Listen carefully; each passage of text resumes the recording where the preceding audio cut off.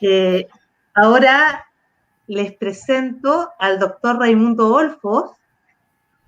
Él es académico del Instituto de Matemáticas.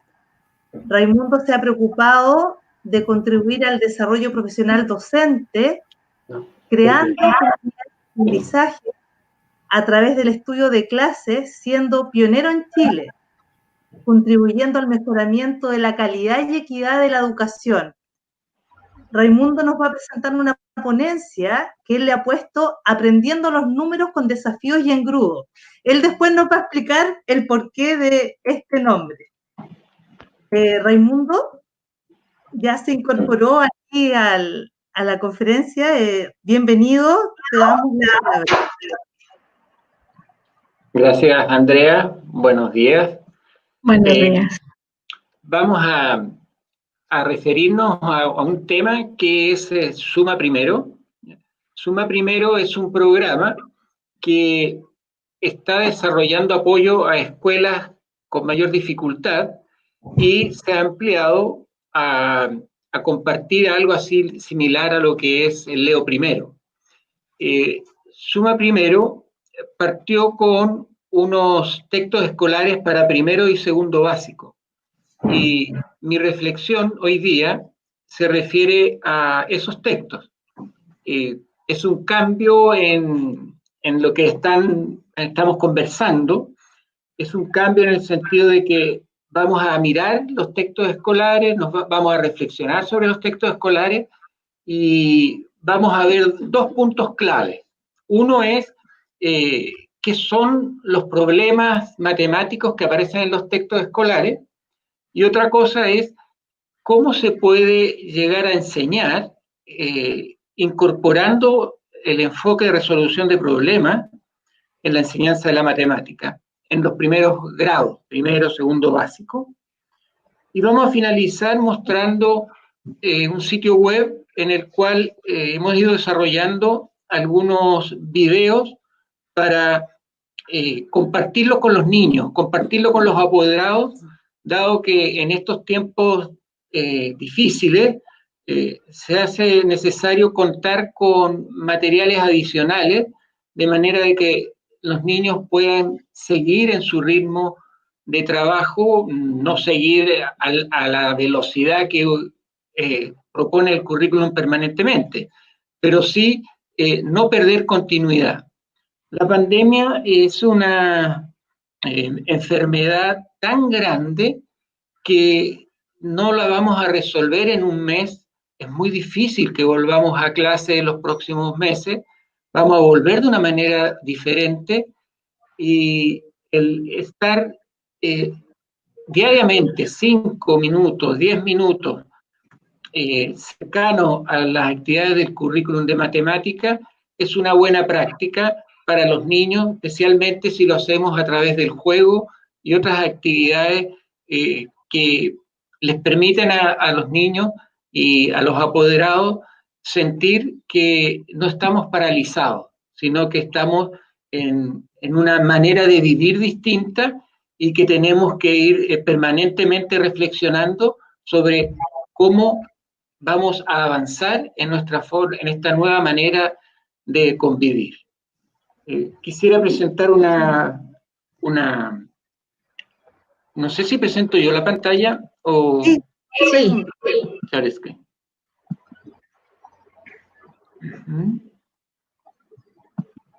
Vamos a presentar mi pantalla.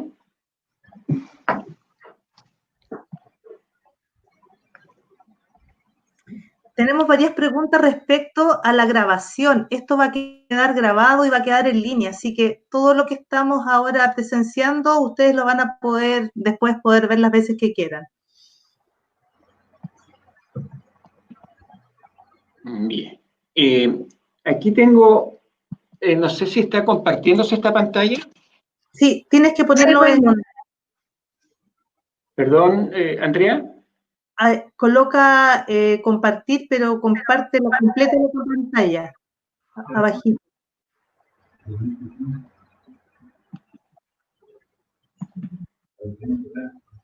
Compartir, he compartido parte de la pantalla.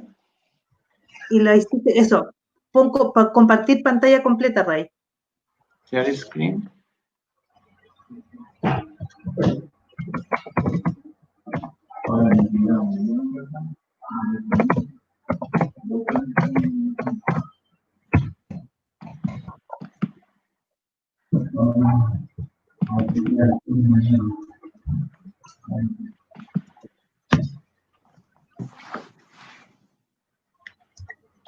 ¿Se ve ahora? Ahora todavía no. Ahí y abajito coloca compartir, pero acuérdate que es como presentación, pantalla con la presentación completa. No toma. Ahí. ¿Ahí tomó? Sí. Ya, muchas gracias. Sí. Ahí estamos. Bien, decía que vamos a tomar el tema de aprendiendo los números, ¿ya? Y esto es con desafíos y engrudos. Esto es una manera de entender la enseñanza de la matemática que, si bien internacionalmente no se trata de algo novedoso, sí lo es a nivel de país. En lo que es la matemática escolar, tenemos tres grandes focos, ¿ya? Los propósitos de la asignatura se refieren a la comprensión de la realidad, la resolución de problemas y el desarrollo del niño, el desarrollo del pensamiento. En esta tarea de entender la realidad, tenemos que ver las distintas dimensiones de la realidad, la naturaleza, lo normal, los árboles, las cosas materiales, pero también está el mundo del interior, lo personal y lo cultural. La matemática, como manera de entender, también nos permite entrar en estas otras dimensiones. El acercar al niño de la realidad al conocimiento, a la construcción del conocimiento, significa que como profesores tenemos que ir identificando actividades que permitan a los niños desarrollar su pensamiento.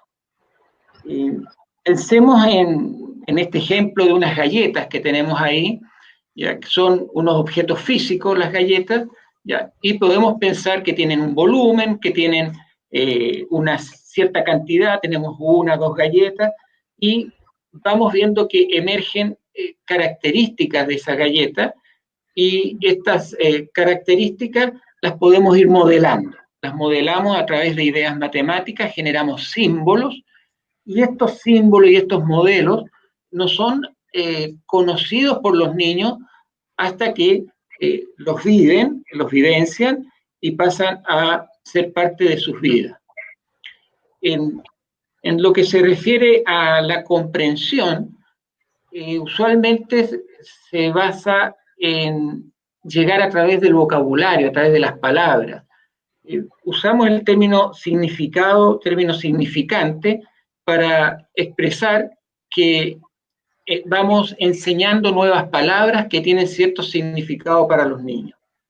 Estas palabras, el lenguaje matemático, siendo abstracto, es necesario ir teniendo experiencias empíricas, teniendo actividades de aula para acercar al niño a este conocimiento. Esa manera de entender el concepto y la palabra se puede ver de una manera distinta si reflexionamos sobre lo que son las situaciones y los símbolos. Los significados son ciertos invariantes que existen en las situaciones que vivimos. Y estos significados, estos mínimos común denominadores, podríamos llamar en términos matemáticos, que vemos en distintas situaciones, son los resultados de la experiencia que se asocian a símbolos. En lo que se refiere al aprendizaje de la matemática, los textos escolares en los últimos años han incorporado las ideas de lo concreto, pictórico y simbólico.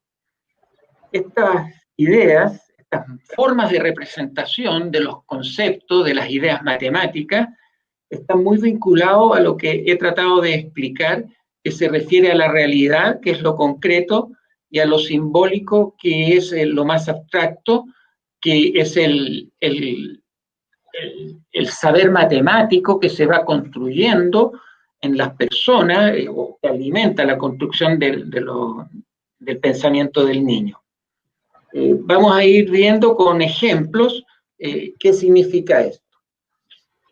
La comprensión de la realidad nos permite enfrentar ciertas situaciones problemáticas con mayor probabilidad de éxito.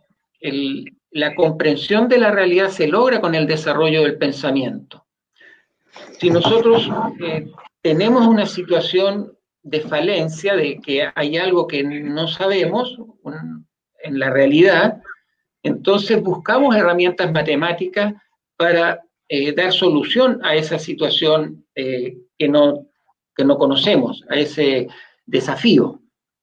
Y esa manera de enfrentar, de resolver un problema es a través de la modelación, es a través de transformar la realidad en esquemas, en símbolos, ya que pasamos a un segundo mundo, a un mundo mental, en el cual no solo nosotros los adultos, también los niños, en el cual razonan y con esos razonamientos logran avanzar en la comprensión de la realidad. En las láminas que tenemos a la derecha, vemos cómo dos niños están enfrentados a una situación nueva para ellos, que es cuántos peces hay si dejo caer por un lado 3 peces y por otro lado 2. Para nosotros inmediatamente la respuesta es 5. Para los niños, dependiendo de las actividades que han tenido los días anteriores en primero básico y en los NT1, NT2, ellos ya podrán decir, sí, esto es 5. Ellos pueden contar o pueden también utilizar ciertos conocimientos como la composición, juntar esto, imaginarse que juntan ciertos cubitos y lo logran. También podrían hacer uso del signo más y representarlo a través de números y resolverlo. Pero en este caso es eso lo que se está enseñando. Se está enseñando en esta página del libro cómo interpretar este nuevo signo que se le va a llamar suma y explica el libro cómo se escribe, cómo se anota, con una vertical de arriba hacia abajo, una horizontal hacia la derecha. Está explicando cómo se construye el símbolo, pero ese símbolo se asocia a un significado, al significado de juntar. Entonces, la estrategia del texto escolar es presentar al profesor unas láminas para que a partir de la visualización de las láminas planifique su clase del día. El niño va entendiendo a través de las láminas en qué consiste el problema del día y cuál es el aprendizaje que se espera. En este caso, vemos que al dejar caer los peces, abajo quedan 5 y el niño va a recurrir a sus técnicas de conteo o composición para encontrar la respuesta, pero no conoce el modelo matemático que hay detrás. Y lo que aprende aquí no es a contar ni a hacer la composición que ha aprendido en días anteriores. Lo que está aprendiendo aquí es un modelo, una estructura matemática para pasar de la situación problema a la respuesta. Es decir, generar un signo 3, un signo 2 asociado a la situación de inicio, de falencia, de no sabemos cuál es la respuesta, se pone entre medio un signo más y se obtiene el resultado. Lo que se está aprendiendo aquí, lo que aprende el niño, es a encontrar este modelo matemático, esta frase matemática que debe permitir resolver problemas. El tema de las frases matemáticas y de los problemas están en el centro del currículum escolar. En la página 31 del programa de estudio, y no solo de primero básico, sino que de segundo hasta sexto básico, vemos la misma frase inicial. Resolver problemas es tanto un medio como un fin para lograr una buena educación matemática. Resolver problemas es tanto un medio como un fin. El fin es que los niños aprendan a tener más probabilidades para resolver problemas. Y el medio es enseñar a los niños a través de la resolución de problemas. Entonces, los problemas juegan un rol doble en la enseñanza. Un rol de enfrentar al niño situaciones que le permiten desarrollar el pensamiento y un rol de generar una forma de hacer la clase. Esa manera de hacer la clase es una manera que la literatura avala hace muchos años y que muchos países la han ido incorporando.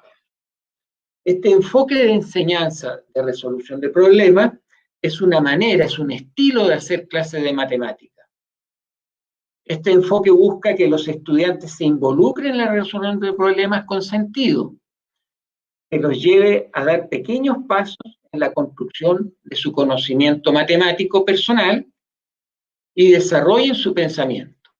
Es decir, la resolución de problemas lo que hace no es solo resolver problemas, lo que hace es robustecer el pensamiento del estudiante, del niño. Y eso lo declara el texto escolar. Vamos a... hay que avanzar las transparencias. Yo voy en 2 transparencias más adelante. ¿Qué transparencia están viendo? Debiera tener el título para preparar una clase. Para preparar una clase. Ya, está bien. Pero tengo 2 monitores y aquí tengo diferencia. ¿Ray? Sí, Andrea. Es que hay algunas preguntas con las presentaciones que ya has hecho y podríamos a lo mejor interactuar con los profesores, ¿te parece? No tengo acceso a ese... Yo te las voy a ir leyendo. Carmen Luz te pregunta, dice, profesor, en base a lo que ha expresado acerca de cómo un niño calcula, ¿es apropiado enseñarle el sentido del modelo o algoritmo matemático de la adición? Hay una clase en que, una clase me refiero a una sesión durante el periodo escolar, en que el objetivo es precisamente ese, aprender el modelo. Sin embargo, ese no es el objetivo de la enseñanza de la matemática, ese modelo en particular. El objetivo del aprendizaje de la matemática es desarrollar habilidades en los niños. Y una de las habilidades es disponer de modelos para poder resolver problemas. Por lo tanto, efectivamente, en un momento, esa actividad, esa tarea, es un objetivo.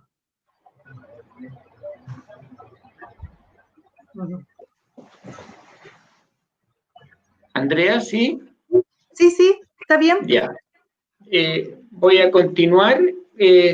Tú me dices si es importante responder en algún momento una pregunta.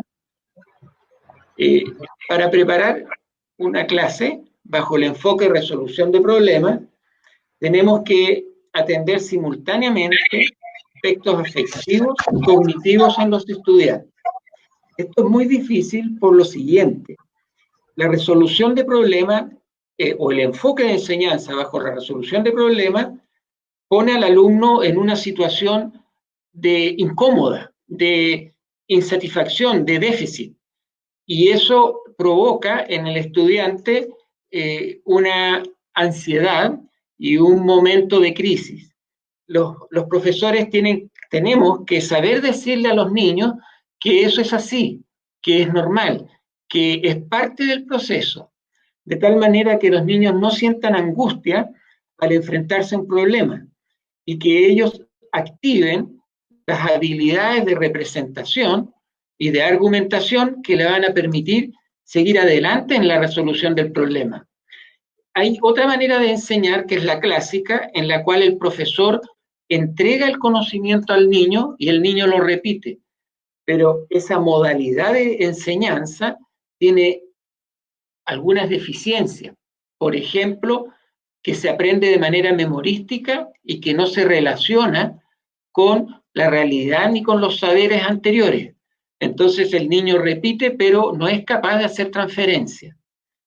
Sin embargo, con este enfoque que al comienzo genera angustia, es un enfoque que permite que los niños se hagan cargo de su propio aprendizaje, aprendan a aprender por sí mismos y a la larga puedan avanzar en generar sus propios conocimientos y tener estrategias personales para avanzar en la comprensión de problemas y de resolver problemas.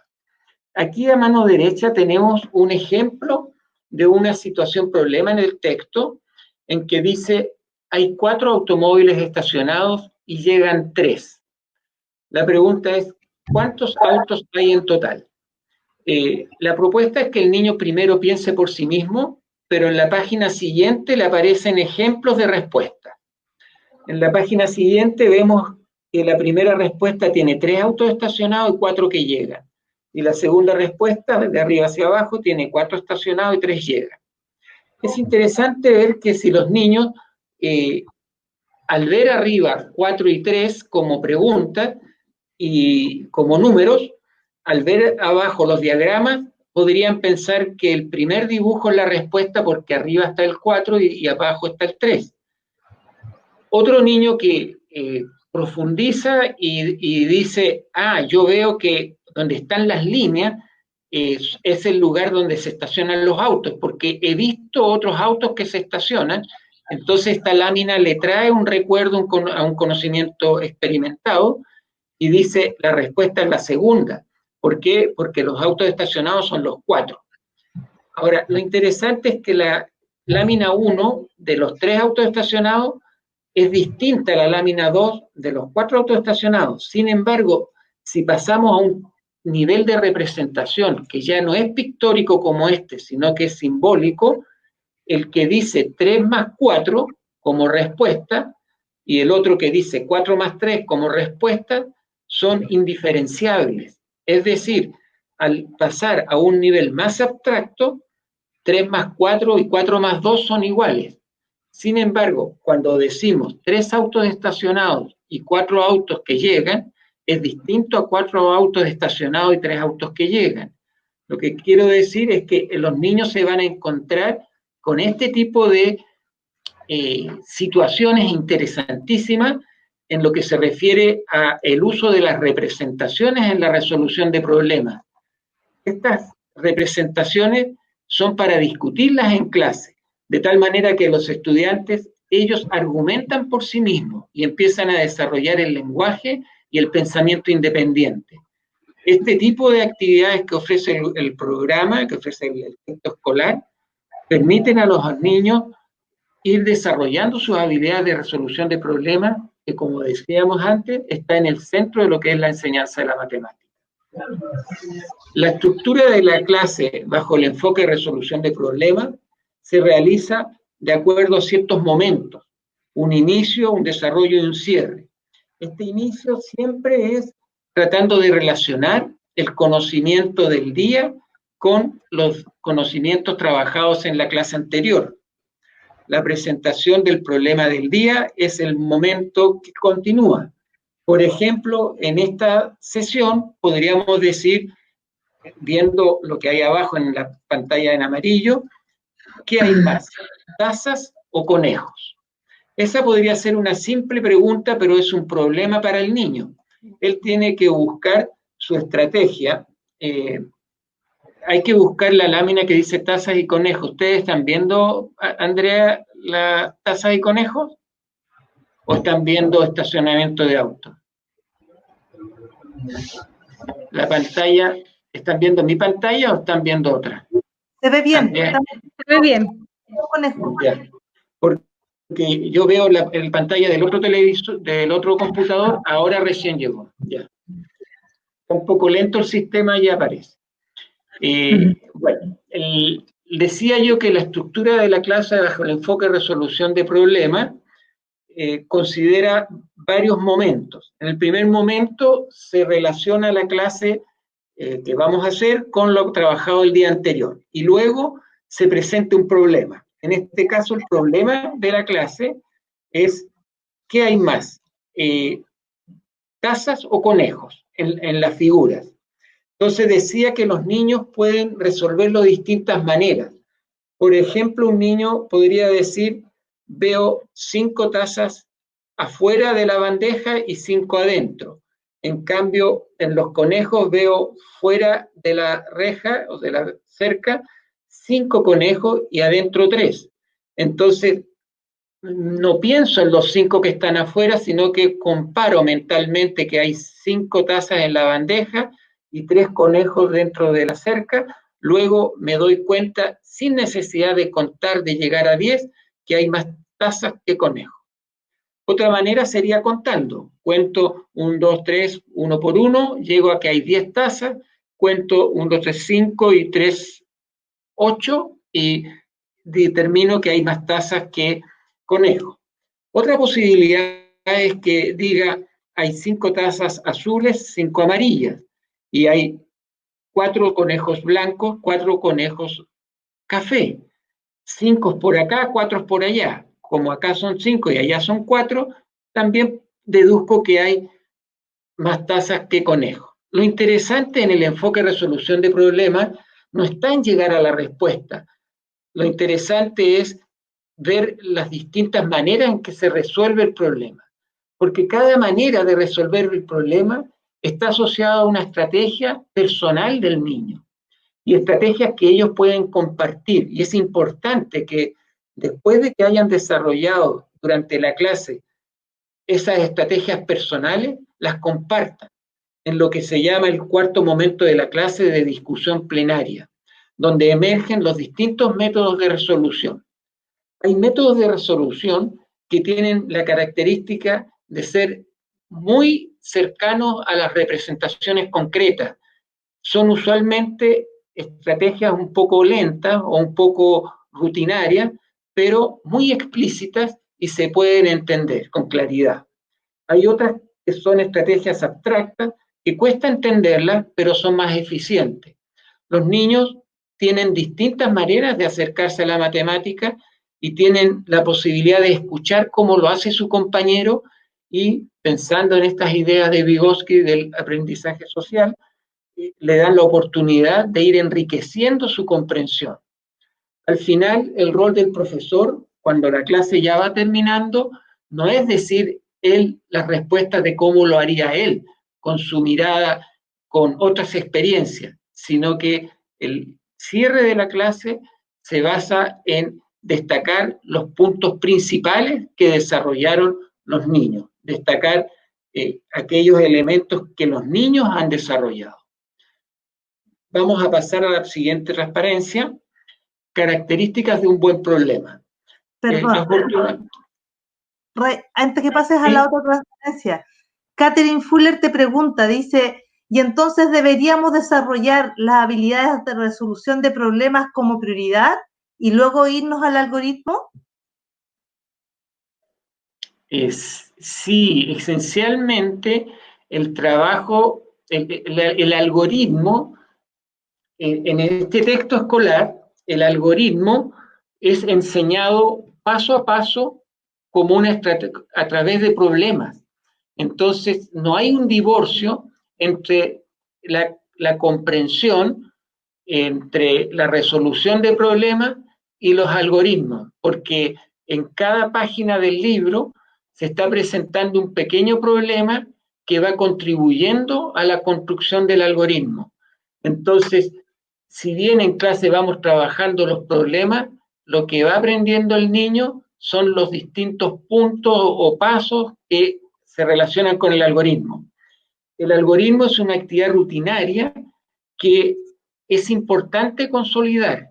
La consolidación del algoritmo la puede hacer el alumno en casa, la puede hacer el alumno en el momento de finalización de la clase. Se pueden dedicar más clases a la resolución de problemas que a los algoritmos, pero los algoritmos siempre se trabajan en la medida en que haya resolución de problemas y haya comprensión, el algoritmo va a quedar mejor cimentado.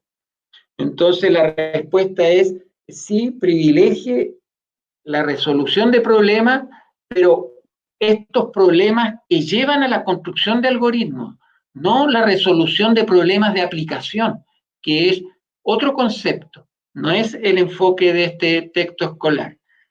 Aquí, por ejemplo, perdón, sí, sí, ¿ibas a continuar respondiendo o ibas a seguir con la conferencia? no, iba a aprovechar a explicar lo de los pajaritos como problema.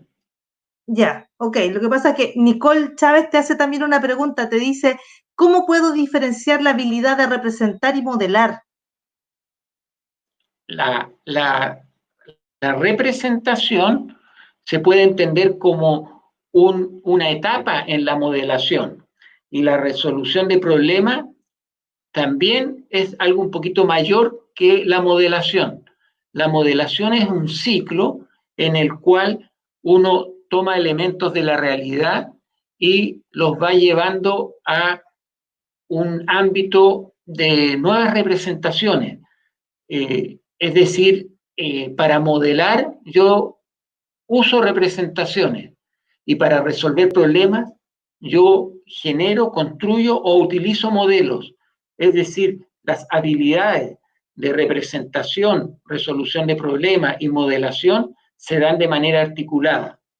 Y cuando interactuamos verbalmente, estamos argumentando y estamos vinculando el habla con estas otras tres habilidades.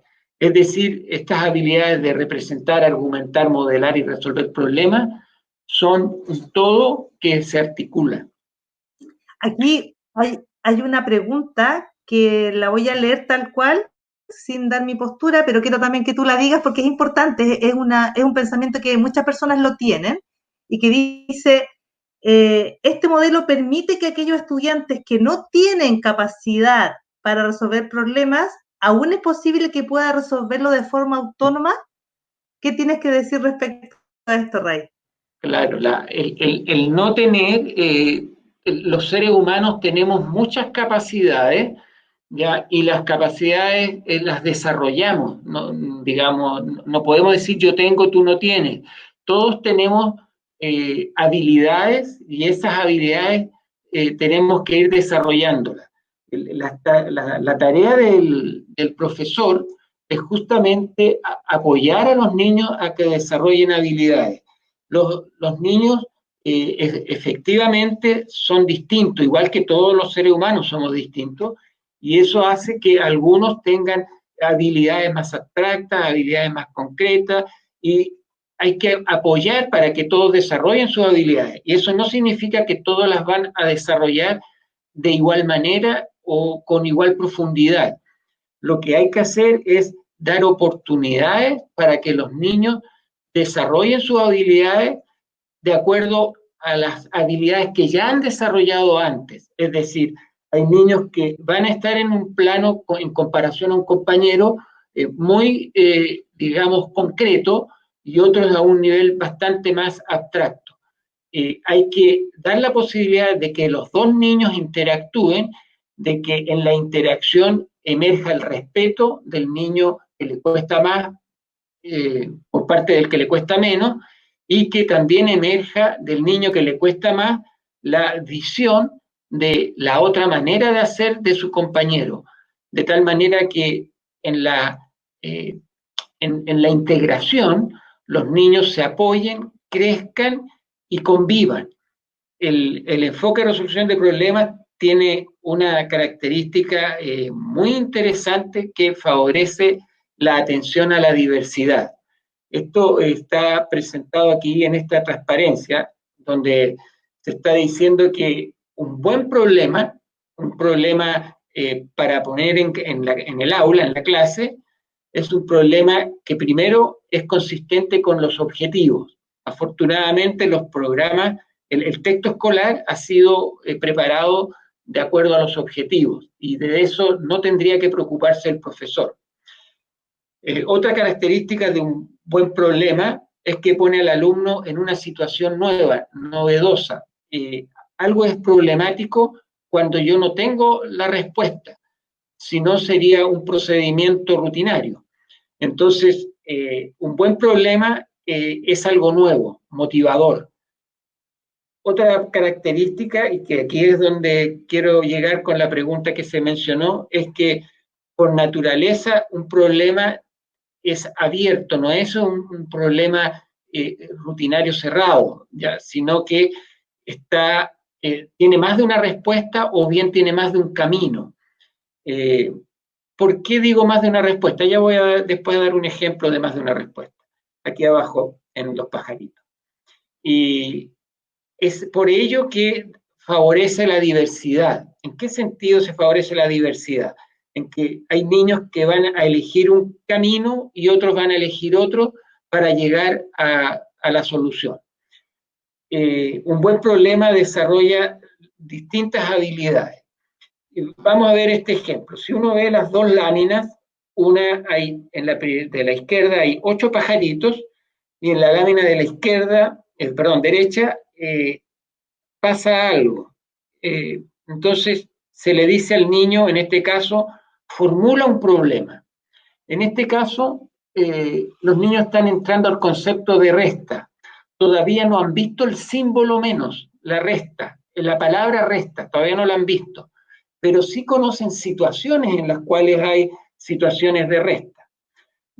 Los niños podrían decir, hay 8 pajaritos en el cable, se van 2.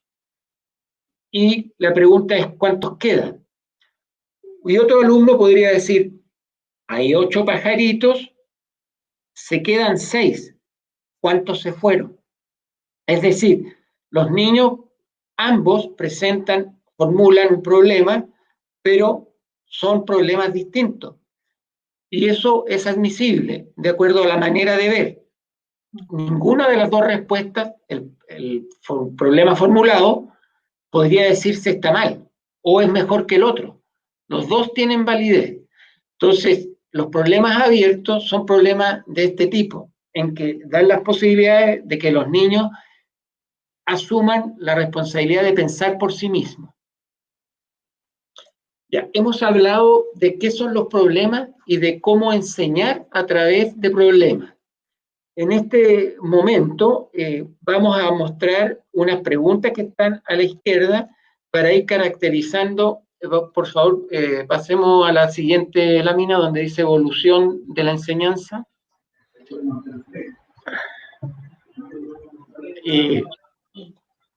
Ya, está diciendo que, ahí estamos bien, evolución de la enseñanza.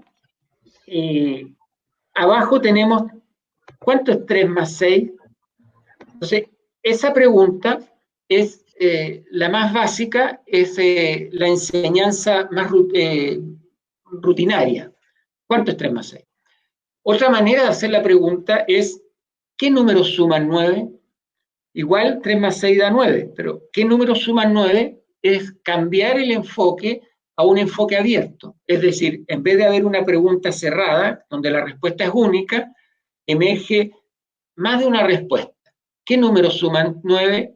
Lo interesante es que uno puede decir 3 más 6, pero piensa en la conmutatividad, pero también es 6 más 3. Entonces ya le emergen al niño 2 respuestas. Pero la pregunta que se puede hacer el estudiante, ¿habrá más? Yo saqué 3 más 6, mi compañero 6 más 3. Quizás hay otra. 2 más 7. Entonces el niño dice, encontré otra. Entonces el pensamiento corre de una manera distinta a la pregunta anterior, a la pregunta cerrada. Y en la pregunta abierta uno no sabe si ya terminó todas las respuestas. Dije 3 más 6, 2 más 7 y 1 más 8. Ya, ¿se acabó? ¿Y cómo sé yo si se acabó? Entonces busco regularidades. aumento el primer número, disminuyo el primer número, puedo llegar a 0, los niños no conocen el 0, sí, lo conocen los negativos, y a veces llega un niño y da una respuesta con un número negativo, nos sorprende, no podemos decir esto está malo. Entonces, el enfoque de enseñanza bajo problemas de resolución, bajo este enfoque de resolución de problemas, abre una manera de enseñar al profesor que va más allá de lo tradicional y que él pierde el eje, el ser el centro, y los niños pasan a ser el centro. Bueno, el enfoque abierto puede tratarse como un enfoque de resolución de problemas cuando los problemas, las preguntas, se organizan en el currículum, una tras otra, de tal manera, como antes decía, si vamos a enseñar la suma, por ejemplo, que estoy viendo, primero voy a enseñar a representar una situación matemática con el símbolo de suma. Después que ya he visto que puedo representar una situación matemática, voy a distinguir tipos de situaciones matemáticas que se asocian a la suma, es decir, como modelo. Una cosa es cómo represento, otra cosa es cómo modelo. Por ejemplo, hay situaciones de agregar. Yo agrego algo, yo añado algo, y esas situaciones de agregar, añadir, están asociados a la suma. Pero a la clase siguiente le podemos presentar al niño una situación de unir, de juntar, de acomodar las cosas de manera que estén todas una al lado de la otra. Y ahí el concepto es juntar. Entonces, primero estudio en una clase lo que es agregar y en otra clase lo que es juntar. Y estoy viendo cómo distintas situaciones las puedo modelar con la suma. Y en otro día, en otra oportunidad, enseñé el signo de suma. Y así, cuando uno organiza el currículum escolar bajo el enfoque abierto, va produciendo este enfoque de resolución de problemas. El enfoque de resolución de problemas es un enfoque que organiza el currículum en base a problemas.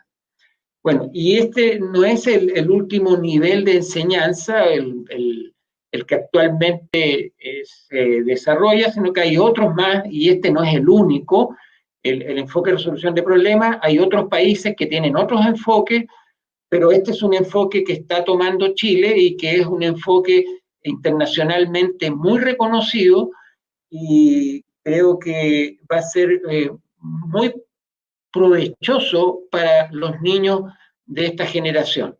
Es un enfoque que nos va a permitir que los niños tengan más autonomía, estar más cerca de lo que es el mundo de hoy. Decía que hay otro tipo que es el enfoque dialéctico. El enfoque dialéctico es una enseñanza también de resolución de problemas, en la cual se fortalece mucho la discusión en el aula. Se pueden ir incorporando estos enfoques. En el enfoque dialéctico también se utiliza con fuerza el armar la discusión a partir de las subcomprensiones o de los errores típicos de los niños, de manera que uno presenta el problema de la clase a partir de una situación que sabe que genera confusión o que genera una discusión entre los estudiantes. Por ejemplo, el caso de las representaciones de los autos del estacionamiento, donde los niños discuten si en un nivel de representación o otro nivel de representación se trata de iguales representaciones o distintas. Es decir, es, por ejemplo, 4 más 3 igual a 3 más 4. Bueno, como números sí lo son, pero como situaciones que representan no lo son, en el caso que estábamos viendo.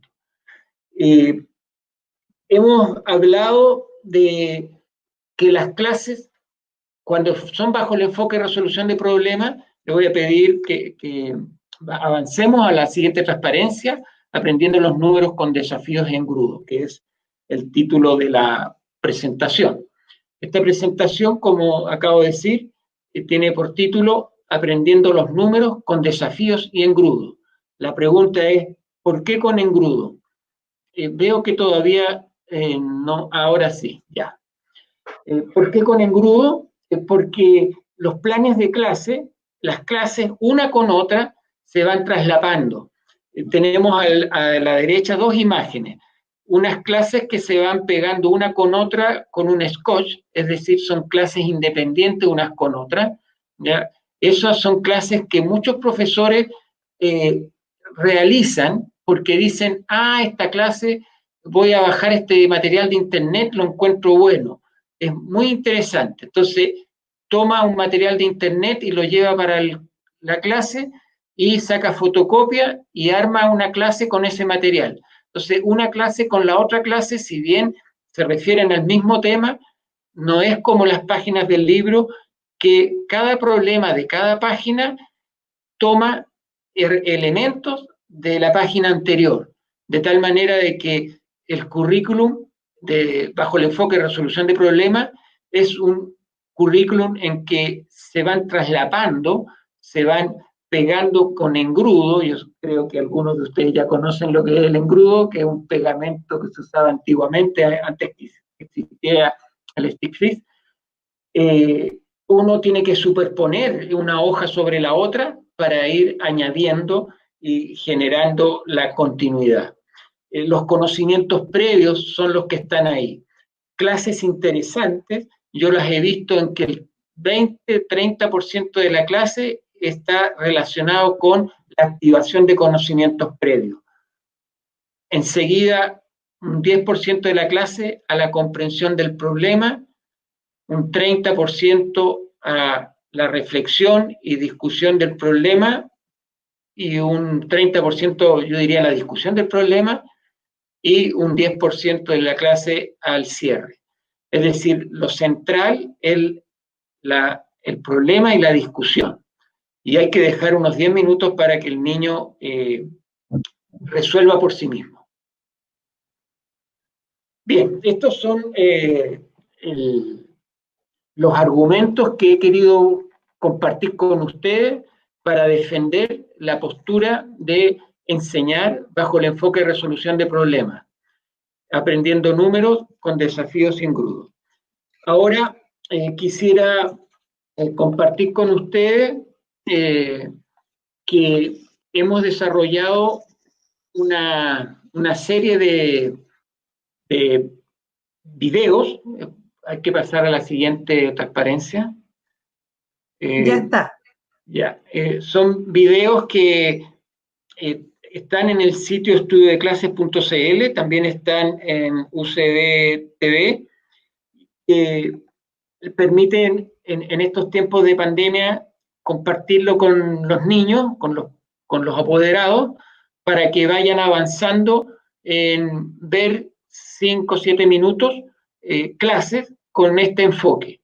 No son clases verdaderamente, son tareas, actividades con animación para que los niños, digamos, se enfrenten a estos problemas y traten de resolverlos. Además, se presenta una profesora, una apoderada, que trabaja con un niño y vamos viendo cómo el niño realmente en su casa está viviendo estas actividades cortitas de 5 o 10 minutos para avanzar en el currículum de matemáticas en esta época tan difícil y que vemos que se va a prolongar por un tiempo más. Muchas gracias y si hay más preguntas. Hay más preguntas, Ray. No te despidas todavía, no te despidas, hay más preguntas. Natalia dice, ¿cómo se puede entregar el desarrollo de habilidades en tiempos de pandemia? ¿Cuál es la mejor estrategia? La mejor estrategia es que los niños estén con sus padres, con sus tutores y que realmente interactúen con ellos. Todo aprendizaje parte por la componente afectiva. Si los niños están con sus padres o están con sus hermanos y tienen oportunidades de desafíos y de juego, ellos van a aprender. Pienso que el apoyarse de estas cápsulas o de de tareas, ¿ya? Va a ayudar a los niños si es que lo hacen en buen ánimo. Si los niños están en condiciones muy adversas, no va a ser muy productivo, van a tomar una adversidad hacia el estudio. El clima es muy importante y los profesores podrían a lo mejor establecer cadenas, establecer de alguna manera vínculos con grupos de padres, ¿ya? Pero esto va a depender es tan distinto según cada realidad. ¿Ya? Tratar de que los niños se relacionen entre ellos, ya sea por manera remota, establecer vínculos, ¿ya? O en último caso, como se hace aquí, que quede una serie de televisión abierta para los niños que no tienen internet, ¿ya? Pero tendrían que estar en Santiago o en Valparaíso. Por ahí va la idea. En estos tiempos hay que privilegiar la componente afectiva, que es el motor de la cognición. Ok. También te preguntan cómo desarrollar habilidades con estudiantes que tienen dificultades específicas de aprendizaje. Yo trabajo decía que trabajo en un programa de magíster y hemos tratado de atender a los distintos intereses de los estudiantes de magíster con las tesis. Recuerdo muy bien una profesora muy entusiasta que dijo, voy a ayudar a que los niños que con síndrome de Down trabajan conmigo puedan ellos entender lo que es el sistema posicional. Es decir, que entiendan que 14 es 10 más 4. Y para ello planificó como 6 clases. Al final logramos 14 clases más o menos para poder ver un avance en el niño. El avance fue mucho menos de lo que hubiésemos querido, pero hubo avance. Cada niño tiene su ritmo y tenemos que aceptar los ritmos y tenemos que apoyar los ritmos para que esos ritmos vayan evolucionando. Hay niños que les va a costar más, pero no por eso los vamos a aislar. Ellos van a presentar sus respuestas en plenario y nosotros las escuchamos y no nos reímos de ellas, sino que las valoramos. Cada niño es distinto y tenemos que respetar la diversidad. Nos vuelven a preguntar, porque son varios los colegas que nos preguntan, Ray, ¿cómo logramos aprendizaje y cómo podemos desarrollar habilidades en tiempos de pandemia? ¿Cómo ayudamos a nuestros colegas a potenciar las habilidades de manera virtual? Son muchas las preguntas que están orientadas a cómo podemos, desde la virtualidad, a potenciar el aprendizaje matemático. Yo entiendo que hay restricciones. El gobierno hoy en día tiene total conciencia de que hay una diversidad a nivel país muy grande. Pese a eso, por ejemplo, nosotros, ¿qué estamos haciendo? Nosotros en un canal de televisión estamos subiendo para cada día un video de 6, 7 minutos. Ese video lo que muestra es un problema para el niño, lo que muestra es una tarea. Y esas tareas están sacadas del libro de primero básico y mostramos en el video a un niño que con su mamá está resolviendo la tarea. Pensamos que eso es una contribución en estos tiempos de pandemia. Pensamos que invitar a los niños a ver cada día el video, digamos, a resolver por sí mismo la tarea como la hace el niño del video, es una manera de enfrentar esto. No tenemos soluciones generales, lo que tenemos es búsqueda, estamos probando, no sabemos qué va a pasar, pero sí creemos que es una manera de avanzar en esta situación. La situación de pandemia no es algo que podamos controlar. En ella estamos y en ella nos vamos a ayudar para ir viendo cómo podemos avanzar. No podemos quedarnos de brazos cruzados y decir vamos a esperar a que termine la pandemia para volver y para empezar a enseñar. Yo sé que hay muchos profesores que están tratando de hacer lo que ellos pueden y nosotros también tratamos de hacer lo que podemos. Algunos avanzan más. Es muy importante que compartamos. Ojalá que pudiéramos compartir, ojalá alguien pudiera decir, yo hago esto y mis niños están contentos, pero no es tan fácil. No. Nosotros sabemos que la situación país es difícil, también sabemos que los profesores que están trabajando aquí con nosotros, que nos están escuchando, trabajan en escuelas que los niños no tienen internet en sus hogares y están haciendo su mejor esfuerzo para contactarse con ellos. Y están haciendo videos. Hemos conversado con bastantes profesores en los cuales ellos se contactan a través de pequeños videos. Y un consejo que les podemos dar es que los niños le manden videos de vuelta.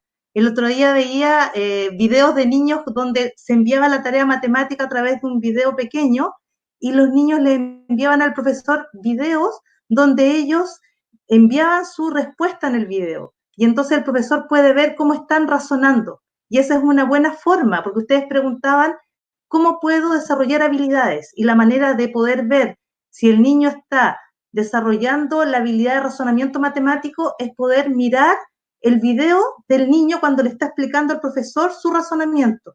Y entonces una manera de ver en pandemia, porque no es fácil, no tenemos recetas para poder entregarles una receta, pero una manera de ver cómo el niño va avanzando es poder ver un pequeño video del niño haciendo una tarea matemática. Ese es mi consejo.